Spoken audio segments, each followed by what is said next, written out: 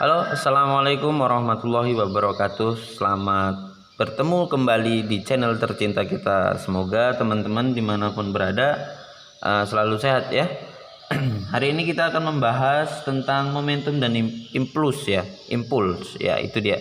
Nah, teman-teman, sebelum saya lebih lanjut, silakan teman-teman tekan tombol subscribe-nya dulu. Kenapa? Karena bisa membantu saya untuk lebih semangat lagi dalam membuat konten. Kita lanjut saja. Oke, tidak usah berlama-lama, kita langsung aja teman-teman.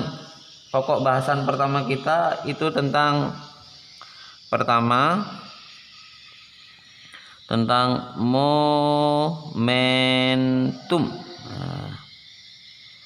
Momentum ini simbolnya P ya. Nah, momentum ini juga merupakan besaran vektor, teman-teman. Masih ingat tentang vektor, besaran vektor? Ya, besaran vektor itu selain dia punya nilai, dia juga punya arah ya. Berarti momentum juga harus punya arah ya. Nah, berdasarkan besaran vektor, maka saya mendefinisikan momentum itu, definisi momentum P gitu ya. Itu momentum merupakan hasil kali zat yang terkandung dalam benda dikali dengan kecepatannya. Nah, ini saya ambil definisinya berdasarkan karena dia merupakan besaran vektor. Oke. Kalau dia lebih dari satu momentum gimana, teman-teman? Nah, contohnya ada momentum itu seperti ini. Ini momentum 1, ini momentum 2. Nah, ketika ada momentum lebih dari satu, maka disebut dengan perubahan momentum. Momentum. Ya, simbolnya delta P. Nah, gimana rumus delta P ini? Tergantung kondisinya, teman-teman. Yang pertama, apabila kondisinya berlawanan, seperti yang saya contohkan seperti ini ya. P2 P1. Saya anggap yang P2 ini positif, yang P1 ini negatif seandainya. Maka rumus perubahan momentum sama dengan P2 dikurang P1 ya, karena berlawanan, kita berdasarkan arah. Oke. Kalau seandainya kasus yang kedua itu dia searah tuh, contohnya seperti ini. Ini momentum 1, ini momentum kedua.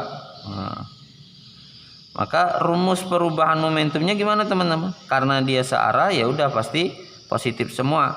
Berarti P2 ditambah P1. Oke ya, paham ya sampai sini ya?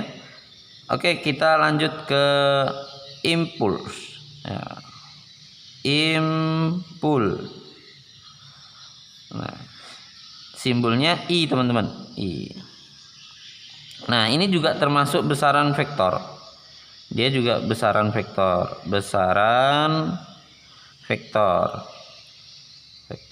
Oke, besaran vektor itu ya selain dia punya nilai, dia juga punya arah.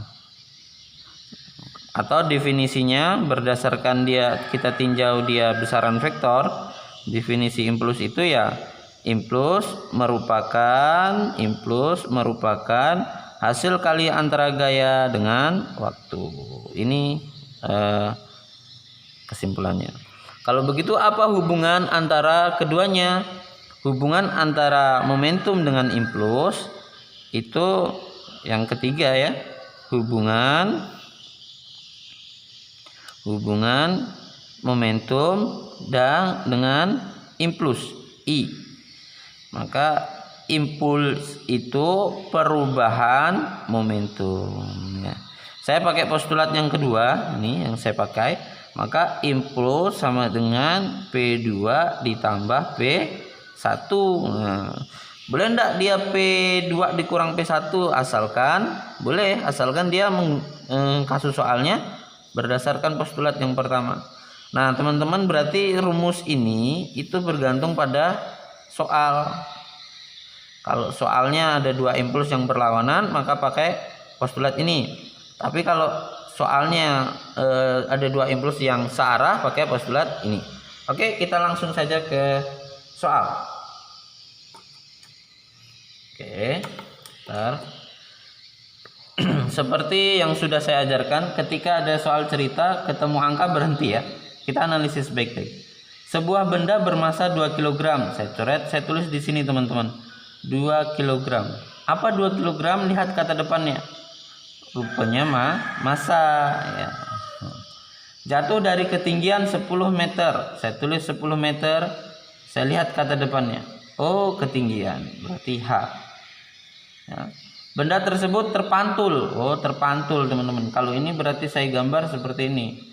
Ini benda ya, jatuh ke bawah.